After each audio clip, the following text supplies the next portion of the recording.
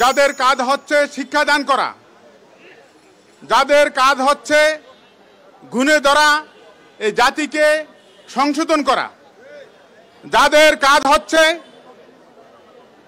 এদেশের সন্তানগুলোকে সোনার বাংলা সোনার মানুষ হিসেবে গড়ে তোলা। কিন্তু অত্যন্ত দুঃখের বিষয়, সেই সম্মানিত শিক্ষক মণ্ডলী আজকে তাদের এই কাজকে বাদ দিয়ে কেন আজকে এই খোলা ময়দানে রৌদ্রের ভিতরে বৃষ্টিতে ভিজছেন? একটাই বিষয়, আমরা তো কারো গদি নিয়ে টানাটানি করি না, আমরা তো অবৈধ কোনো দাবি আমরা করছি না, আমরা তো আমাদের তো একটাই দাবি, মাত্র 20%, যেখানে অন্য জায়গায় কোনো জায়গায় 50%, 60 আছে, পাহাড়ি এলাকায় আরো বেশি ঝুঁকি বাতা আছে। সবচেয়ে বেশি ঝুঁকি নেই আমরা শিক্ষকগণ। আমরা যখন পথহারা সন্তানদেরকে পথে আনার জন্য চেষ্টা করি, সবচেয়ে বাধারা আছে আমাদের শিক্ষা প্রতিষ্ঠানে এই শিক্ষকদের প্রতি। কিন্তু আজকে সেই শিক্ষক মণ্ডলী তাদের মৌলিক দাবি পূরণের জন্য মাঠে নামবে কেন?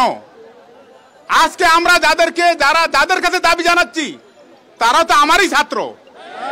ছাত্রের কাছে শিক্ষক যখন দাবি জানায়, সেই দেশ কোনোদিন উন্নত হতে পারে না। আমরা দাবি জানাতে আসিনি, আমাদের আঙ্গুলকে বাঁকা করতে দিবেন না। আঙ্গুল যদি বাঁকা করি আমরা, তাহলে আজকে ওই সচিবালয়ে যারা বসে আছেন তারা ওই জায়গায় থাকতে পারবেন না।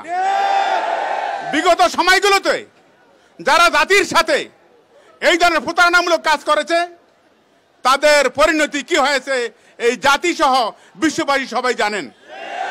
তাই শেষবার মতো বলতে চাচ্ছি, ভদ্র শিক্ষক সমাজকে খেপাবেন না। আপনার সন্তানকে যারা মানুষ করে, পথহারা জাতিকে যারা মানুষ করে, ন্যূনতম চাহিদা যদি তাদের পুরো পূরণ না করতে পারেন, ওই স্থানটাকে আপনারা ত্যাগ করুন। আপনাদের কাছে আমরা দাবি জানাচ্ছি না, আপনারা তো আমার ছাত্র। ছাত্রের কাছে যখন শিক্ষক যখন আবারও বলছি দাবি জানায়, ওই জাতি কখনো বিশ্বের দরবারে উন্নত মানুষ হিসাবে, উন্নত জাতি হিসাবে মাথা উঁচু করে দাঁড়াতে পারে না।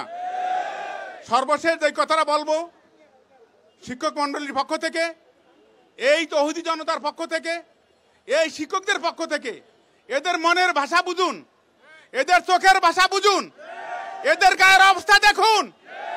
আমাদেরকে যেন আর এখানে অবস্থান কর্মসূচি পালন করতে না হয়।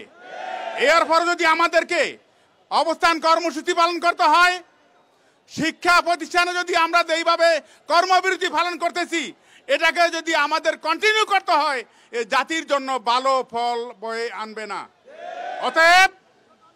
অতএব শিক্ষকের মান মর্যাদা রক্ষার জন্য যেই ধরনের সুযোগ সুবিধা দেওয়া দরকার, ওইগুলো যাতে আমরা পাই, পেলেই আমরা ঘরে চলে যাব, আবার আমাদের শিক্ষকতা আমরা মনোনিবেশ করব।